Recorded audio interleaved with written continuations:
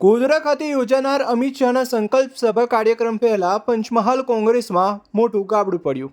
70 જેટલા કોંગ્રેસના હોદ્દેદારો સહિત 800થી વધુ કાર્યકરો કોંગ્રેસ છોડી ભાજપમાં જોડાયા। વિધાનસભાના ઉપાધ્યક્ષ અને શહેરાના ધારાસભ્ય જેઠાભાઈ ભરવાડ, પ્રદેશ ઉપાધ્યક્ષ ગોરધનભાઈ જડફૈયા તેમજ પંચમહાલ 18 લોકસભાના પ્રભારી ભરતભાઈ ડાંગરની ઉપસ્થિતિમાં તમામને કેસરી ખેસ પહેરાવી ભારતીય જનતા પાર્ટીમાં પ્રવેશ અપાયો। આ પ્રસંગે કોંગ્રેસ પક્ષ છોડી ભારતીય જનતા પાર્ટીમાં જોડાનાર તમામ હોદ્દેદારો કાર્યકરોને વિધાનસભાના ઉપાધ્યક્ષ જેઠાભાઈ ભરવાડ દ્વારા એક નસીહત કરવામાં આવી હતી કે જે રીતે પારસી સમાજ ભારતમાં આવી ભળી ગયા હતા તે જ રીતે ભારતીય જનતા પાર્ટીમાં જોડાયેલા આપ તમામ કાર્યકરો દૂધમાં સાકર ભરે છે તે રીતે ભાજપમાં ભળી જજો।